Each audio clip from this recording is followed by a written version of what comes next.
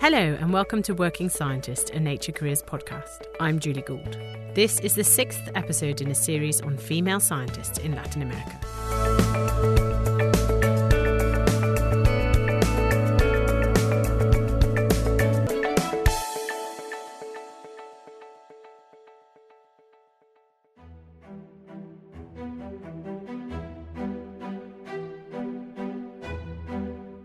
I've had my eyes opened in this series. It's been such a pleasure to speak with so many interesting and inspiring women in science from Latin America to learn how they're facing their challenges and finding ways around barriers. In this episode, I want you to meet someone who has made such an impact in their field that they've opened doors for thousands of people. María Teresa Dova is a professor of physics at the University of La Plata in Argentina. She was also there for her PhD in condensed matter physics, which she finished in 1988. After that, she faced a decision: to continue on her chosen path as a postdoc in France, or to pivot to a high-energy particle physics position at CERN in Switzerland, which 3 of her professors were encouraging her to do. In the end, she applied for both and trusted to fate. But one day she arrived at work to find 2 envelopes on her desk, with each one offering her a postdoc position.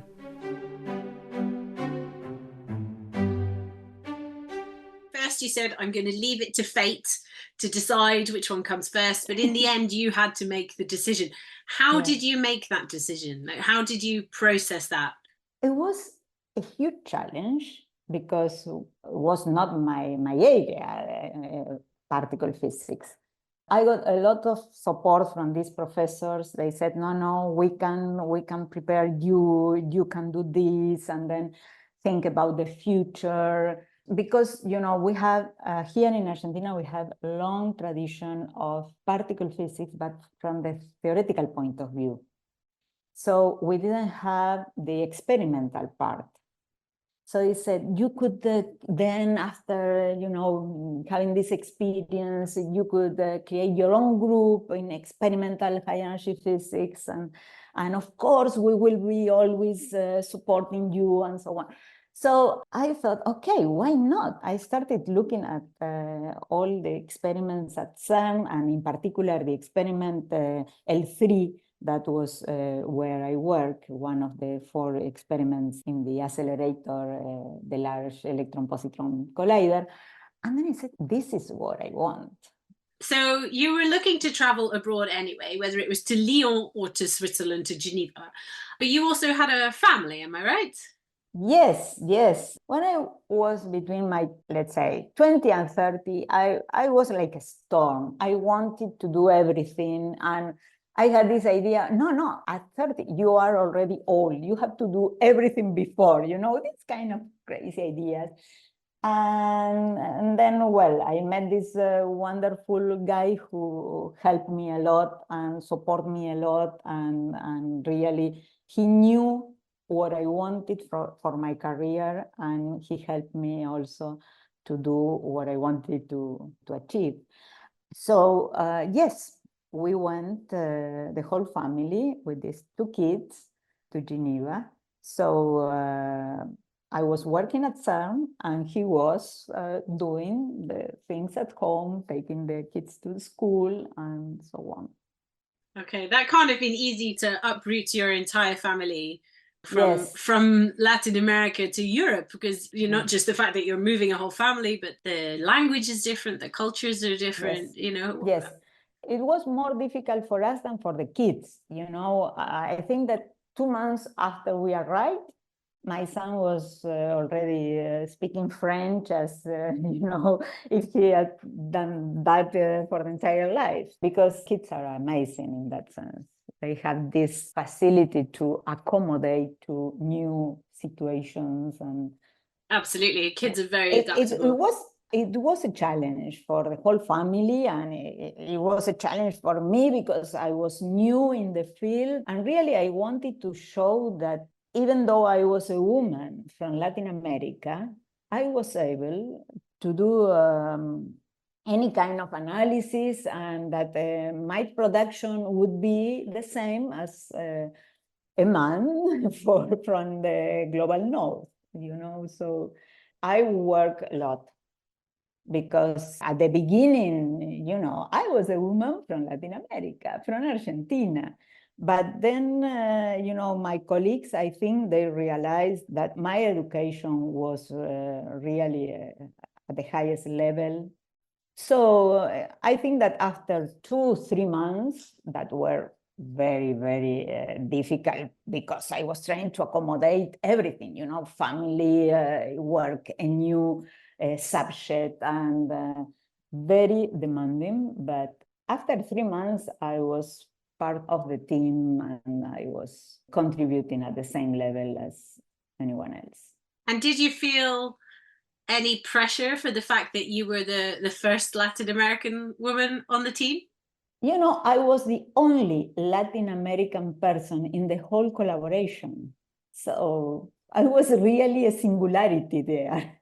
No, I think that, I met great people there. Still, I have some of my best friends in the world are from that time. And what about the subject matter itself? Did you fall in love with high energy particle physics? Yeah, of course. Yeah, immediately. I think that the first time I went to the pit where the detector was installed, I said, oh my God, what is this? I mean, I'm so lucky to be here.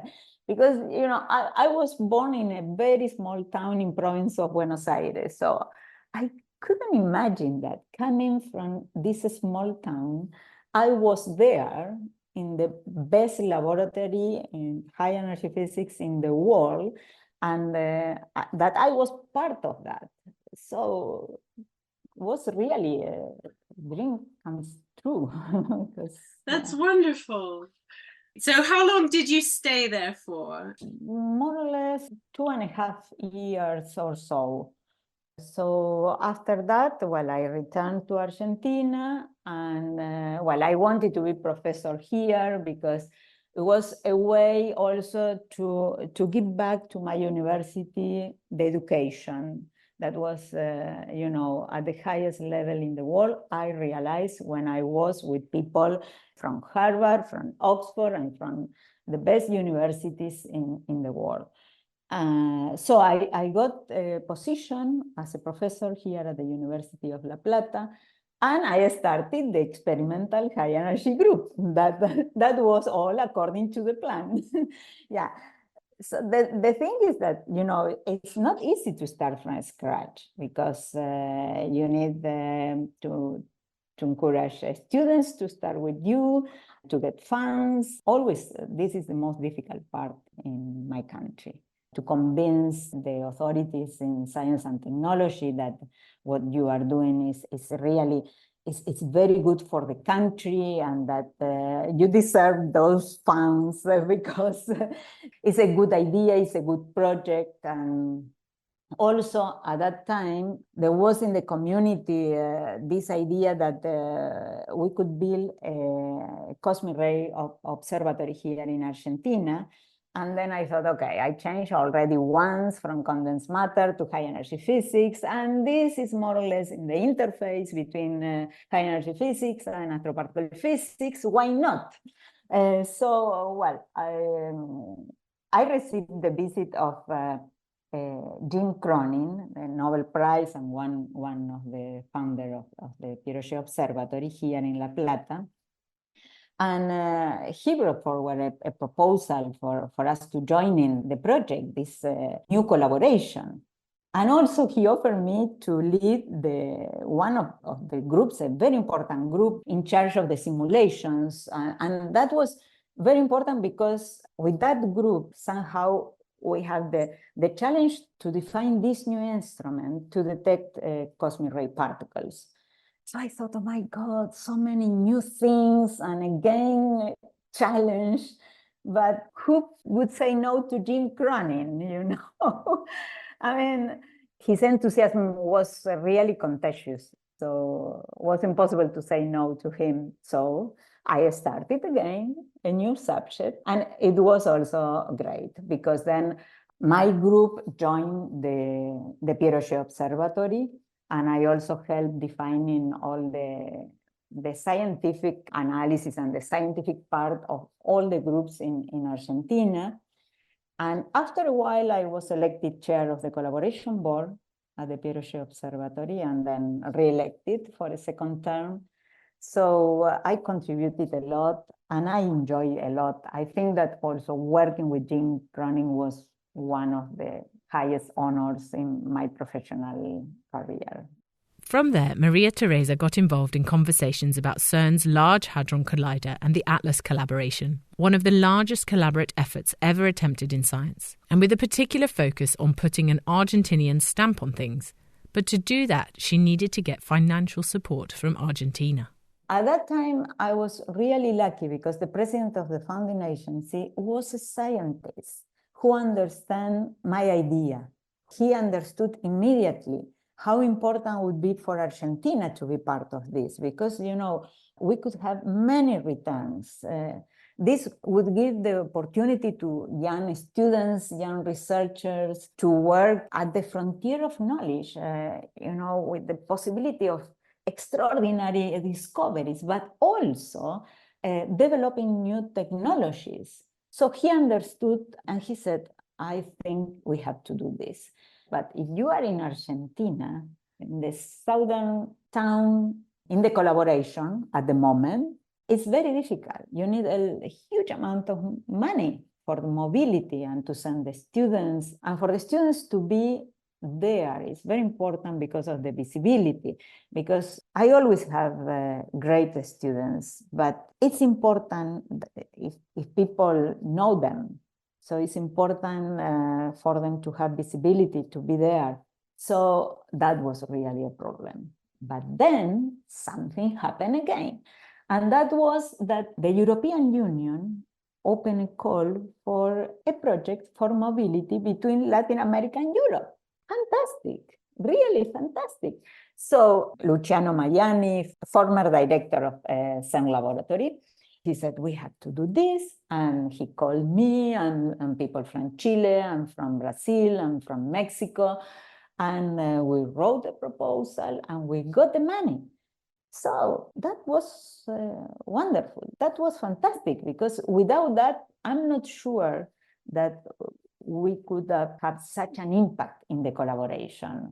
So this project, it was called Helen Project.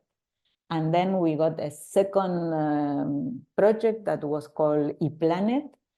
I think that not only for Argentinians, but also for people from Chile and from Brazil and Mexico, this was so important. And how did it feel for you, you know, after first being, you know, the first Latin American person, as well as female, to be working at CERN, and then, you know, years later to come back with the first Argentinian team to be working at ATLAS? Like, how did that feel for you when it finally all got accepted and you were there with your team? Yeah, oh no, that was incredible. I mean, the day, I still remember very well that day. You know, you apply, you send a letter of intent, this is discussed among the collaboration, and then the collaboration board will vote if you are accepted as a new country, as a new group in the experiment or not.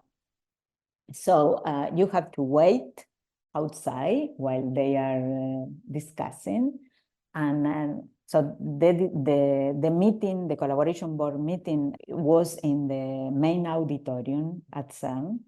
And I was outside in the corridor. You know, I thought, okay, everything will go well and we will be accepted, but you are outside and they are discussing, you know, inside.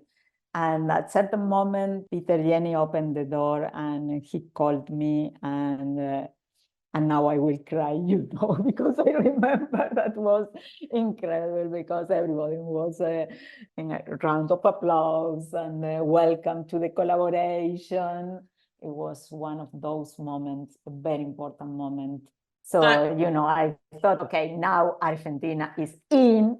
Now I'm sure we will play a very important role, and then because we have great students, and I love this physics, and the whole idea of these international collaborations.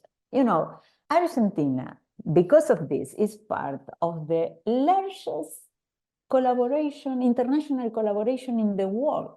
It's so, wow, fantastic.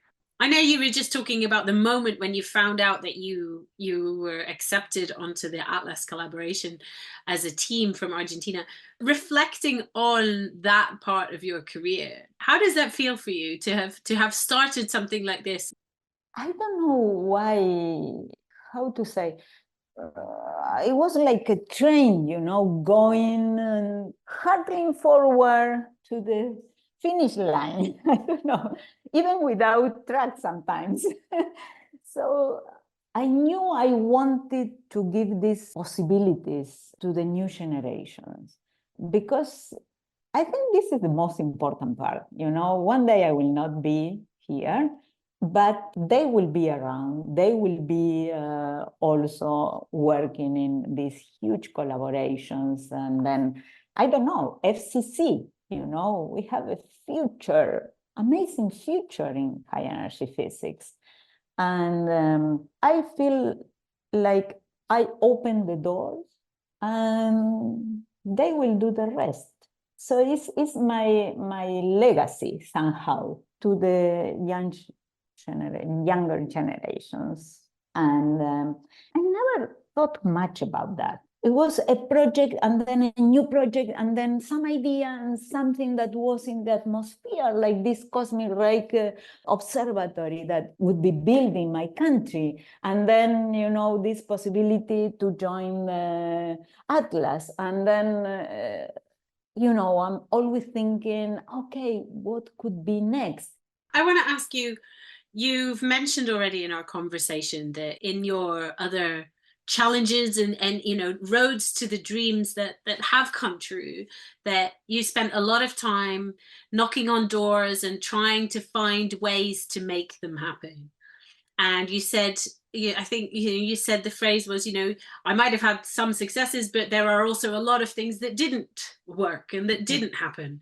But you continued anyway, Yes, despite the fact that those didn't happen. Yes, So, because you know, when you want something, you don't have time to start crying. Okay, this was not possible. Let's try different path. You know, the amount of things that I've done to get money to send my students to CERN. You know, I have bilateral agreements with Slovenia, with Spain, with France, because they could pay my students to go to Madrid or to go to Ljubljana. And then for me, it was easier to send them to CERN.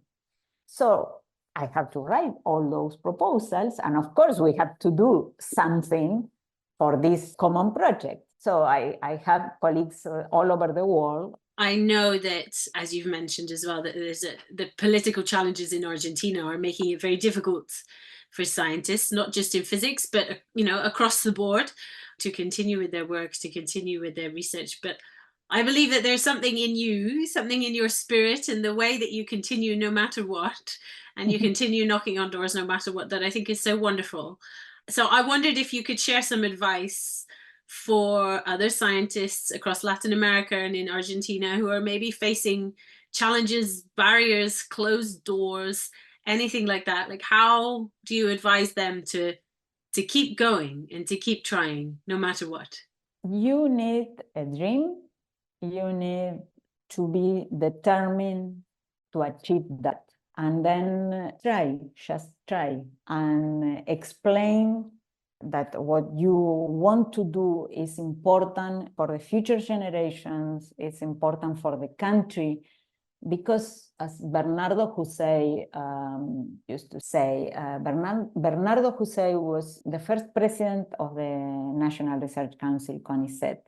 He created CONICET, and he got the Nobel Prize in Medicine in, I think, 1947.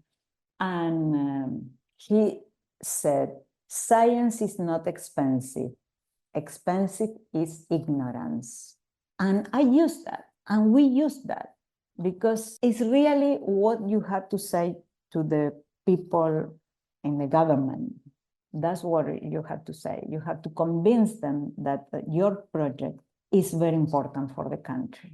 I have no more questions for you, but is there anything else that you would like to say about either your career or being a female scientist in Latin America, or any other pieces of advice that you would like to offer? As you said, being female in STEM is difficult.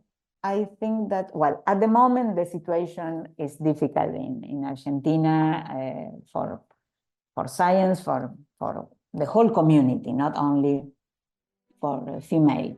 But let's think that in a future, maybe a near future, we are in a better position. Then what I think is necessary is to help the young researchers when they want to also form a family. So I think that we have to push for parental leave and these kind of things that will make an impact. It's been absolutely amazing listening to your story, and I am in awe of the doors that you have opened for scientists and physicists in Argentina and Latin America. Maria Teresa, thank you so much for spending the time talking to me and sharing your story. No, thank you, because really, to put all the things together, sometimes this is also important for my soul. Absolutely. Thanks for listening. I'm Julie Gould.